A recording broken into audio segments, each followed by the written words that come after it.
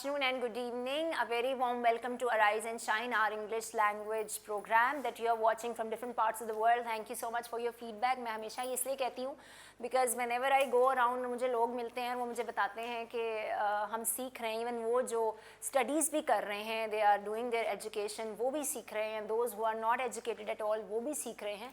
हमारे लिए बहुत encouraging है. Thank you so much for your good feedback. हम आपको इसीलिए ये करा रहे हैं ताकि आप प्रैक्टिस करते रहें. मैं हमेशा ये बात एपिसोड में कहती हूँ कि अगर आप प्रैक्टिस नहीं करेंगे you will not remember anything. ये ज़रूरी होता है, चाहे आप कोई भी सब्जेक्ट पढ़े हों, आप जितने भी स्किलफुल हों, जो भी चीज़ आप अच्छे से कर रहे हैं, जब तक आप इसकी प्रैक्टिस नहीं करेंगे आप भूल जाएंगे. So it's better that you keep practising. हम लोगों ने लास्ट टाइम, क्योंकि parts of speech we are almost at the end, हमारा सिर्फ लास्ट पार्ट्स ऑफ स्पीच हमने करने हैं, उसमें सिर्फ लास्ट रह गया है विच is conjunction. This is the last parts of speech. तो इसके अंदर हम बताएंगे भी क्या है, लेकिन इससे पहले आपको थोड़ा सा क्लोज के बारे में बताएंगे. लेकिन वो भी शुरू करने से पहले आज हम थोड़ी सी एक रिवीजन एक्सरसाइज भी करेंगे. हमने इंटरजेक्शन किए थे. हमने कहा था इंटरजेक्शन जो है वो एक्सप्रेशन है आपकी फीलिंग्स का, आपके इमोशंस का. तो आप बोलते वक्त इनफॉर्मल लैंग्वेज में आप आउच का वर्ड या वाओ, ब्रावो, ब्रिलियंट, इस तरह के वर्ड्स यूज़ करते हैं. तो हम एक एक्सरसाइज भी करेंगे फॉर दैट, ताकि आप भी प्रैक्टिस कर सकें और ये जो बच्चे यहाँ बैठे हैं वो भी प्रैक्टिस करेंगे. उससे पहले I will be talking about general conversation. देखिए हमने लास्ट कुछ एपिसोड्स में, पीछे जो एपिसोड्स गई हैं, I don't remember exactly which one, लेकिन हम उसमें बात कर रहे थे कि जब आप किसी से मिलते हैं और आपने किसी से ये कहना है कि आप कैसे हो, आपका क्या हाल है, तो आप कहते हो, उसमें सेंटेंसेज आप बोलते हो how are you, how do you do, how are you feeling today, how are you doing today. आप इस तरह की बात करते हैं किसी से. अगर जवाब में कोई आपको कहता है I am good thank you, I am fine thank you, कोई खाली फाइन भी कह देता है, और आप जब जा रहे होते हो तो आप उसको कहते हैं हैव अ गुड डे या God bless you, stay blessed, blessings, इस तरह के वर्ड्स आप यूज़ करते हैं. किसी को मिलते हैं और आपको उनसे मिलकर अच्छा लगता है तो आप क्या कहते हैं, यानी आपसे मिलकर खुशी हुई. तो इंग्लिश में अगर आपने किसी को ये बात कहनी होगी तो कैसे कहेंगे, यू से नाइस टू मीट यू.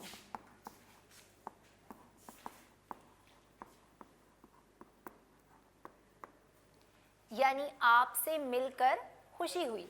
आप इस तरह से भी कह सकते हैं नाइस टू मीट यू या प्लेजर टू सी यू.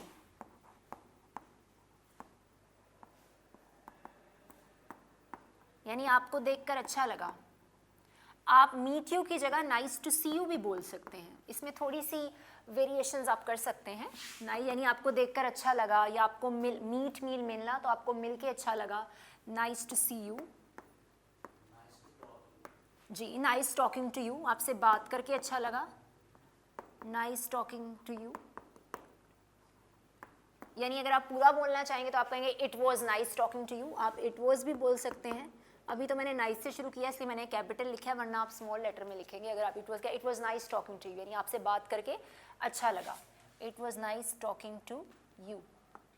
यानी आप फ़ोन पर किसी से बात कर रहे थे या वैसे किसी से बात कर रहे थे, तो आप जब उसको अपनी कॉन्वर्सेशन को एंड करते हैं तो आप तब भी कहते हैं it was nice talking to you, यानी आपसे बात करके अच्छा लगा. अभी तो मैंने क्योंकि इट वॉज अगर आप लगा रहे हैं तो फिर आप यहाँ स्मॉल एन के साथ नाइस कहेंगे, लेकिन आपने कॉन्वर्सेशन में कैसे, यानी आपसे बात करके अच्छा लगा. So it was nice talking to you. अब ये तो चीज़ें आप बोल सकते हैं. ये भी कह सकते हैं glad to see you, glad to meet you, और ग्लैड टू सी यू. आप मीट की जगह सी यू भी कह सकते हैं. दोनों में से कुछ भी आप यूज़ कर सकते हैं. ग्लैड या प्लेजर या नाइस और नाइस टॉकिंग टू यू, ये सब चीज़ें, इस चीज़ को आप इसकी जगह प्लेजर भी लगे, it was a pleasure talking to you, it was nice talking to you, आपसे बात करके. अगर आप उर्दू में इस तरह से कहना चाह रहे हैं कि उससे स्पेसिफिकली आप फ़ोन पर बात कर रहे थे या टेक्स्ट मैसेजेस पे बात कर रहे थे और आपको अच्छा लगा, तो तब आप ऐसा सेंटेंस बोलेंगे नाइस टॉकिंग टू यू. आप नाइस टॉकिंग टू यू खाली भी बोल सकते हैं, पूरा भी बोल सकते हैं, it was nice talking to you. लेकिन इधर के लिए तो जनरली जब आप कहते हैं आपको मिलकर अच्छा लगा, तब तो हम ऐसे ही बोलते हैं. यही सेंटेंसेस हम ऐसे यूज़ करते हैं. Nice to see you, nice to meet you, pleasure to see you. You sorry यहाँ आना है, मैंने गलती से ये और लिख दिया है. प्लेजर टू सी यू, क्योंकि सारी जगह यू लगा रही हूँ मैं. यानी आपसे मिलकर, आपको देखकर या आपसे बात करके अच्छा लगा. यहाँ भी ग्लैड टू सी यू, खुशी हुई आपको देखकर या खुशी हुई आपसे मिलकर. ये तो आप अपने इमोशंस बता रहे हैं ना, ये एक अच्छा जेस्चर होता है as out of courtesy. Courtesy होता है यानी एटिकेट्स होते हैं ना इंसान के, कि आप किसी से बात करें तो आप तमीज़ में से उसे बोलते हैं, उसको रिस्पेक्ट देते हुए कहते हैं कि जी आपसे बात करके अच्छा लगा या आपसे मिलकर अच्छा लगा. So this is basically those formal sentences that you can use while you speak with someone और यू टॉक विद समवन. और व्हेन यू सी समवन तो आप उसे कह सकते हैं जी nice to meet you, nice to see you, pleasure to see you. It was not your, please correct कर लीजिएगा, मैंने इसलिए रब कर दिया यू, मैंने गलती से आर लिख दिया था. Okay, glad to see you या glad to meet you. So ये सारे सेंटेंसेस आप बोल सकते हैं. अब आपको अगर कोई बोलता है और आप उसका जवाब में ये जवाब देना चाहते हैं, आप आगे से क्या कह सकते हैं? Nice to meet you too. अब मैं जवाब लिखती हूँ यही सेंटेंस, लेकिन अब मैं क्या करूँगी,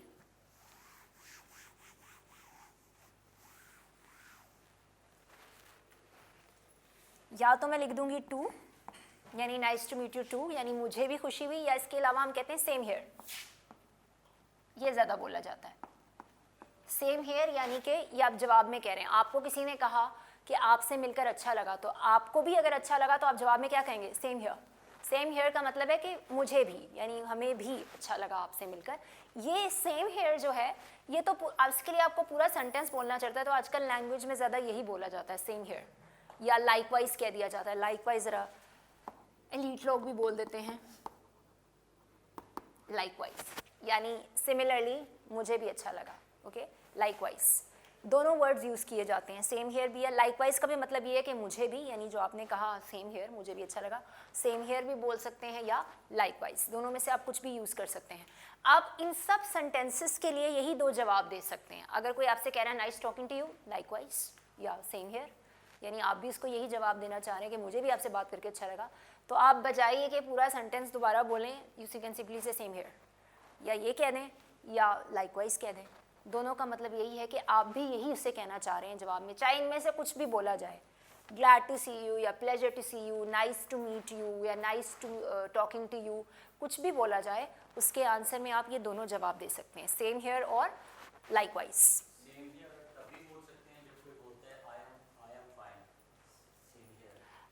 नहीं, जिस तरह मतलब वैसे तो बोला जा सकता है. इस तरह कोई कह रहा है आपसे, आप इस तरह से कहना चाह रहे हैं ना कि जैसे किसी ने कहा कि आई एम फाइन, तो आप उसको ये अगर बताना चाह रहे हैं कि मैं भी ठीक हूँ, उस सेंस में आप कह सकते हैं सेम हियर, यानी मैं भी. लेकिन मोस्टली ये ऐसा होगा ना कि वो भी अगर आपसे पूछे, अगर वो जैसे आपसे कहता है, जैसे वो कहता है I am fine and you, यानी वो आपसे सवाल, तब आप कहते हैं same here, I am also fine. आप इस तरह का कोई भी जवाब दे सकते हैं. सेम हियर का मतलब ही है कि जो आंसर उसने दिया है तो आप कह सकते हैं उसको, अगर क्योंकि अगर वो आपसे कह रहा है कि I am fine and you, तो आप आगे से कह सकते हैं same here, I am also fine. ठीक है, तो इस तरह के जवाब में यू कैन सेम हियर जो बोला ही लैंग्वेज में तब जाता है जब आप वही आंसर जो किसी ने आपको किया है, आप वही उसको बैक करना चाह रहे हैं, वही आंसर बैक उसे देना चाहें. That's why use same here. ठीक है, बहुत सारे लोग जब ग्रीट करते हैं, वो मैं आपको बता देती हूँ. ग्रीटिंग्स होती हैं, जिस तरह न्यू ईयर ग्रीटिंग्स हैं या क्रिसमस ग्रीटिंग्स हैं, इस तरह की, या ईस्टर ग्रीटिंग्स हैं. हम बात कर रहे थे कि ग्रीटिंग्स, जिस तरह आपको कोई कहता है मेरी क्रिसमस,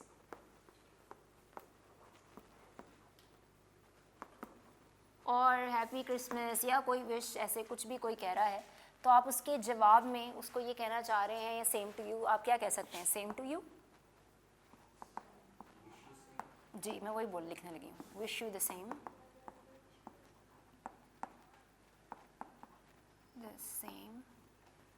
और विश यू लाइकवाइज. लाइकवाइज ज़रा कम यूज़ होता है, लेकिन होता है. जवाब में चाहे कोई आपको हैप्पी रेजरेक्शन डे कह रहा हो, या मेरी क्रिसमस कह रहा हो, या हैप्पी न्यू ईयर कह रहा हो, आप उसको सेम टू यू भी कह सकते हैं, विश यू द सेम कह सकते हैं, या विश यू लाइकवाइज. ये तीनों चीज़ें आप जवाब में उन्हें कह सकते हैं, क्योंकि आप भी उनको विश ही करना चाह रहे हैं. तो आप अपने उस रिस्पॉन्स में आप उन्हें सेम टू यू भी बोलेंगे, वो भी ठीक है.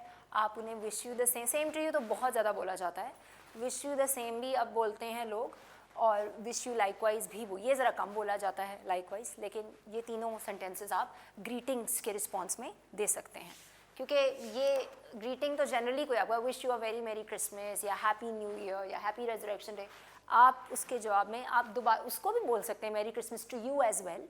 अगर आप ये नहीं तीनों वर्ड यूज़ करना, ये तो सॉरी तीनों सेंटेंसेस यूज़ करना चाहते, आप उसको ये पूरा सेंटेंस बोलना चाहते हैं merry Christmas to you to, तो फिर आप उसको अगर जवाब देंगे तो क्या कहेंगे? मेरी क्रिसमस टू यू, आपको भी टू. ऐसे भी दे सकते हैं आप जवाब, happy new year to you too, आप आगे टू यू टू भी लगा सकते हैं, आपको भी.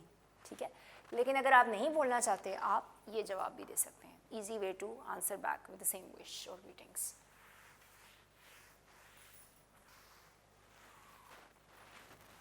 ओके, अब हम करेंगे इंटरजेक्शन की एक छोटी सी एक्सरसाइज. मैं यहाँ कुछ सेंटेंसेस लिखूंगी और आपने वन बाय वन आना है. You have to pick the interjections. ठीक है?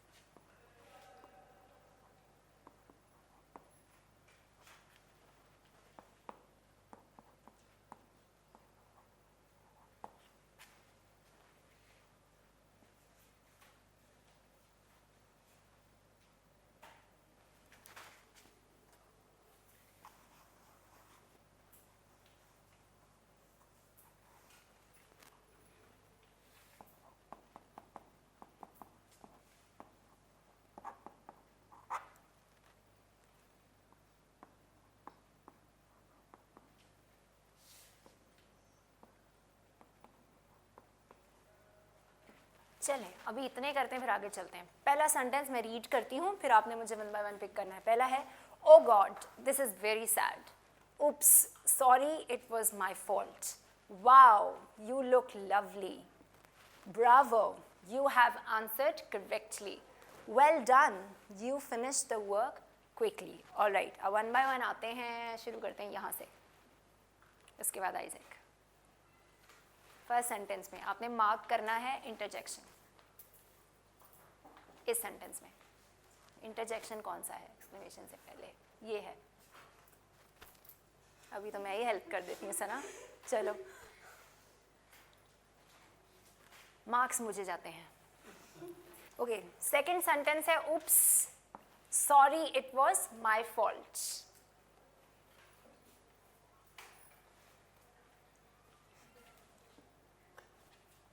गुड. इंटरजेक्शन आपने बीच में से पिक करने हैं. Alright. Third sentence, wow, you look beautiful.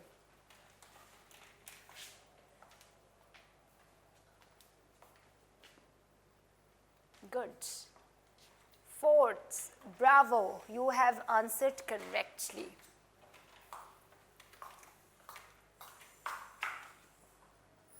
Good.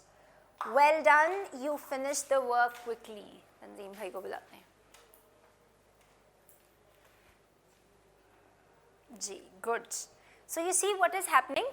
मैं अपने एक्सप्रेशंस बताने के लिए, oops, sorry, यानी आपको अफसोस है, आपसे गलती हुई है, तो आपने उप्स का वर्ड यूज़ किया. ओ गॉड, ऐसी कोई सरप्राइजिंग न्यूज़ भी नहीं है जो अच्छी भी हो सकती है, मोस्टली बुरी भी हो सकती है. आपने कहा, लेकिन मैंने क्योंकि सैड लिखा है, इसमें इसका मतलब है कोई दुखी न्यूज़ है या कोई ऐसी न्यूज़ से आपको, आप गमगीन हुए हैं या आप अफसरदा हुए हैं, तो आपने बोला है वाओ, यू लुक लवली. ये अप्रूवल का एक्सप्रेशन है, यानी आपको अच्छा लगा, किसी ने अच्छा ड्रेस पहना है या कोई अच्छा लग रहा है, तो आपने वाओ कहा. ब्रावो, यानी आप अप्रिशिएट कर रहे हैं किसी को क्योंकि उसने आपको जवाब, because you have answered correctly, यानी तुमने जवाब बिल्कुल ठीक दिया है. वेल डन, ये भी ब्रावो का मतलब ही होता है शाबाश, और वेल डन भी शाबाश. जी, ये दोनों अप्रूवल के लिए, ब्रावो भी और वेल डन भी, क्योंकि ये अप्रिशिएट कर रहे हैं ना आप उनके काम को. You finish the work quickly, यानी आपने काम जल्दी कर लिया है.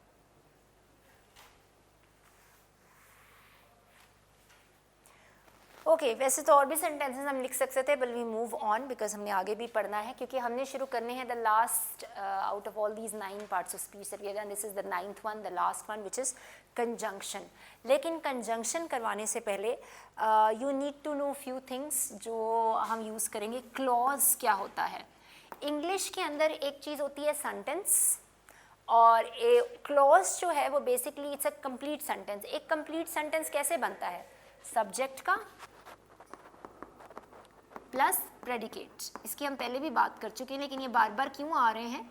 क्योंकि जब हम क्लोजेज या फ्रेजेस या सेंटेंसेस की बात करते हैं, बिकॉज एक्चुअली क्लॉज क्या है? क्लॉज की दो काइंड्स होती है, independent clause and dependent clause. Independent clause एक कंप्लीट सेंटेंस होता है, because subject and predicate they make a complete sentence. इसका मतलब क्या है? My mother baked a cake. baked है यानी इन्होंने केक बनाया. अगर बना रही कह रही होती तो माई मदर इज बेकिंग केक होता. अभी हम टेंसेस पे गई नहीं है इसलिए मैं उस तरफ नहीं जाऊंगी. My mother baked a cake, ये पास्ट की बात हो रही है, this is simple past tense, यानी उन्होंने केक बेक किया. ठीक है, अगर मैं ये कहना चाह रही कहती कि वो बना रही हैं या केक बेक कर रही हैं तो मैं लिखती my mother is baking cake. लेकिन मैंने लिखा है my mother baked cake, bake की सेकंड फॉर्म यानी इस वर्ब की सेकंड फॉर्म यूज़ की है मैंने. अब इसमें से सब्जेक्ट क्या है? सब्जेक्ट वो होता है जिसके बारे में सेंटेंस हो. ठीक है, तो इसमें सब्जेक्ट क्या है? Good, my mother. केक नहीं, केक इज बेक्ड, क्योंकि हम दो इन्फॉर्मेशन देख रहे हैं. सब्जेक्ट और प्रेडिकेट मिलकर क्या बनाते हैं? Complete sentence. इंग्लिश में कंप्लीट सेंटेंस बनता है सब्जेक्ट का और प्रेडिकेट का. ये बात हमने पीछे भी की थी जब हम प्रेपोजिशंस कर रहे थे. उससे पहले हमने अलग भी सब्जेक्ट और प्रेडिकेट भी, अगर आपने हमारी प्रीवियस एपिसोड्स देखी हैं उसमें भी specifically studied about subject, verb, object, subject and predicate. We discussed everything in detail. इसलिए हम और डिटेल में नहीं जाएंगे because I am coming to clauses, this is related to that, इसलिए उस तरफ आऊँगी मैं. अब माई मदर क्या है? इट्स द सब्जेक्ट, क्योंकि ये सेंटेंस उनके बारे में है. और प्रेडिकेट क्या है? यानी सब्जेक्ट ने क्या किया है उसके बारे में. ठीक है, it tells you what a subject has done और इज डूइंग. अब मदर ने क्या बेक किया है? केक. तो ये सारा पार्ट क्या होगा? प्रेडिकेट, क्योंकि ये सब क्या बता रहा है आपको कि मदर ने क्या काम किया है, यानी she has done something. My mother baked a cake, या मैं कहती my mother is sweeping the room या my mother is cleaning the room, यानी मेरी मदर जो हैं वो क्या कमरा साफ कर रही हैं, she is cleaning the room. अब इस सेंटेंस में my mother again is a subject, तो इज क्लीनिंग द रूम ये सारा क्या होगा? प्रेडिकेट. क्यों? क्योंकि ये मदर का वो वर्क है, आप डिस्क्राइब कर रहे हैं कि मदर क्या कर रही हैं, तो ये उनके बारे में डिटेल है या डिस्क्रिप्शन है कि what is she doing. You are telling what your mother is doing, और she did what she did, she baked a cake. तो इसलिए आपने कहा माई मदर क्या है? Subject, and baked a cake is predicate. Clause जो होता है, क्लॉज का मतलब है एक ऐसा सेंटेंस, और बल्कि सेंटेंस भी नहीं कहूँगी कि इंडिपेंडेंट क्लोज कंप्लीट सेंटेंस होता है, डिपेंडेंट क्लोज तो इनकम्प्लीट सेंटेंस होता है. जो क्लोज है it's a group of words that contain subject and verb. यानी अगर मैं कहूँ कि क्लोज होता क्या है? अ group of words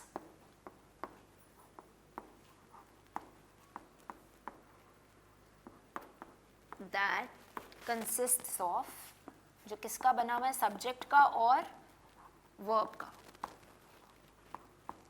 subject and a verb. अब इसी सेंटेंस की बात करते हैं, यानी कि वर्ड्स क्या होते हैं? What do you understand by word? My is one word, mother is another word. Letters को मिलकर क्या बनता है? वर्ड्स. और वर्ड्स को मिलकर क्या बनता है? सेंटेंस. ठीक है, और अगर मैं कहूँ कि इस सेंटेंस में कितने वर्ड्स हैं, काउंट करें जरा, बताएं. 1 2 3 4, दिस इज ऑल्सो वर्ड, क्योंकि आर्टिकल यहाँ पे एज अ वर्ड कंसिडर होगा क्योंकि वो सेपरेट लिखा हुआ है. एंड 1 2 3 4 3 4 5, तो ये सेंटेंस कितने वर्ड्स का बना हुआ है? 5 वर्ड्स का. ठीक है, I am just telling you the difference between words and sentences. ठीक है, क्योंकि फ्रेज क्या होता है? Phrase is a part of a sentence. अगर आपको याद हो कि प्रेपोजिशन में मैंने कहा था कि देयर आर प्रेपोजिशनल फ्रेजेस. अगर मैं ये लिखती my mother baked a cake in the kitchen, in the kitchen, अगर आपको याद हो तो हमने ये बात उधर की थी प्रेपोजिशन में. इन क्या है, preposition, ठीक है.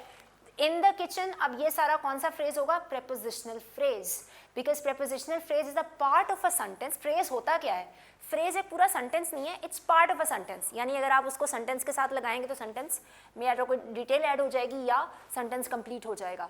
तो phrase एक sentence का part होता है, जिसमें इसमें भी 3 words आ गए. देखिए ये पूरा क्या है, this is a prepositional phrase. काफ़ी खिचड़ी बन गई, आप कहेंगे मिस हमें क्या मुश्किल चीज़ें सिखा रही हैं, आप लैंग्वेज सीख रहे हैं, so you need to know that. ये हमने पढ़े थे prepositional phrases, you should remember that. यानी ये इतनी चीज़ क्या है, phrase है, because it is a part of the sentence. और पूरा sentence किसका बना हुआ है, पूरा sentence बना हुआ है subject और predicate का. ये जो in the kitchen है, ये भी आपने predicate में ही ऐड करना है. क्यों, क्योंकि आप मदर के बारे में ही बता रहे हैं कि मदर ने केक कहाँ बेक किया, किचन में. So this is another modification of the sentence or detail about the mother how she baked the cake. She baked it in the kitchen. आपने थोड़ी सी डिटेल और ऐड कर दी, चाहे आप करें या ना करें. हमने preposition में काफ़ी डिटेल में पढ़ा था कि preposition जो होती है वो आपके सेंटेंस में एक और डिटेल ऐड कर देती है. ज़रूरी नहीं है, अगर आप वैसे भी सेंटेंस लिखेंगे तो it is fine, it is clear. यानी मदर ने केक बेक किया, आपको समझ आ गई कि इसने केक बेक किया. लेकिन अगर मैं और डिटेल देना चाह रही हूँ तो मैं इन द किचन भी लिख सकती हूँ. अब ये preposition के साथ मैंने फ्रेज ऐड कर दिया. मैं अभी सिर्फ आपको डिफरेंस बता रही हूँ. फ्रेज क्या है, it's a part of a sentence. जैसे ये एक फ्रेज की एग्जांपल मैंने आपको दी है. सेंटेंस क्या है, it's a group of words together they make a sentence. ठीक है, इसको बोलते हैं. वर्ड क्या है, दिस लेटर्स कंबाइन करके एक वर्ड बनाते हैं. यानी ये my is a word, mother is a word, baked is a word, और यहाँ पे एज एन आर्टिकल यूज होता है, but it is a word here. Cake is also a word. तो ये सारे वर्ड्स एक सेंटेंस बना रहे हैं. Okay, coming to clause. Clause हमने कहा ये ग्रुप है. ग्रुप यानी कि इसमें वर्ड्स होते हैं, ठीक है, इस सेंटेंस में. और ये ग्रुप है वर्ड्स का जिसमें क्या चीज़ होनी बहुत ज़रूरी है, सब्जेक्ट एंड वर्ब. अब अभी प्रीपोजिशन फेस को निकाल देते हैं ताकि आप सिर्फ फोकस करें क्लोज पर. इस हिस्से को निकाल देते हैं.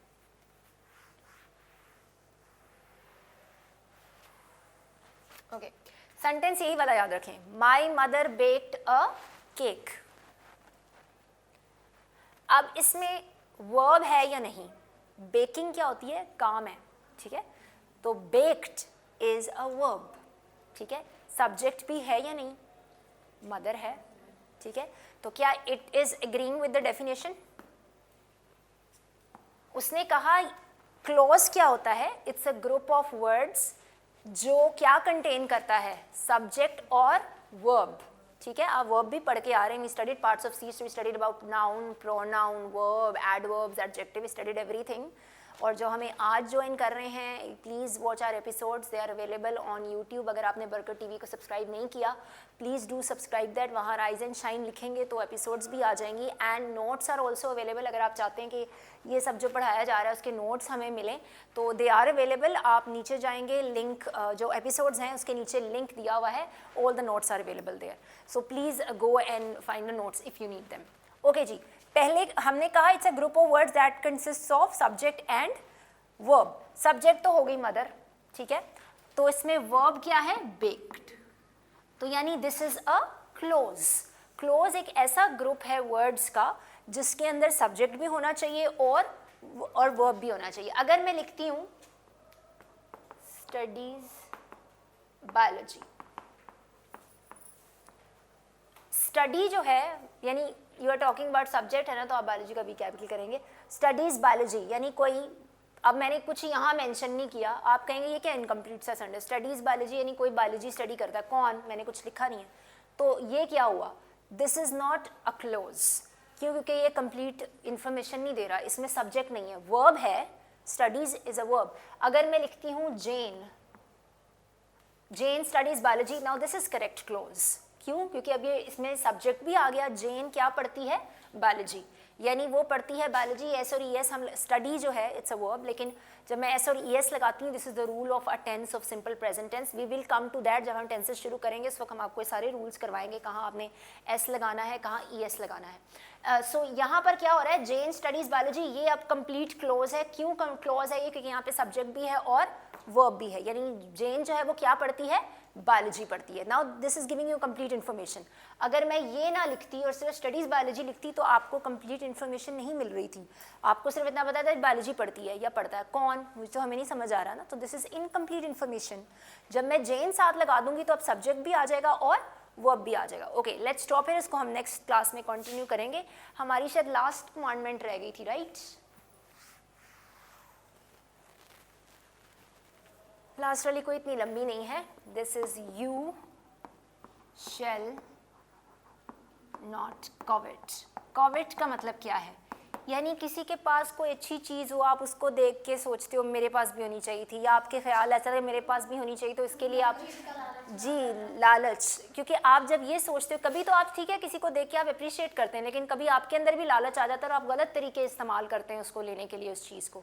तो ये फीलिंग खुदा कहता है नहीं होनी चाहिए। You shall not covet. किसी के पास कोई ब्लेसिंग है, किसी के पास कुछ है, आप देखते हैं, आप सोचते काश मेरे पास भी होती। सो यू शैल नॉट कॉवेट, यानी कि आपने किसी चीज़ का लालच नहीं करना, देखें ज़रूर और खुदा से मांगे भी ज़रूर, मगर in a right direction. Never covet, never feel jealous and try to snatch it from someone, यानी किसी से छीने नहीं।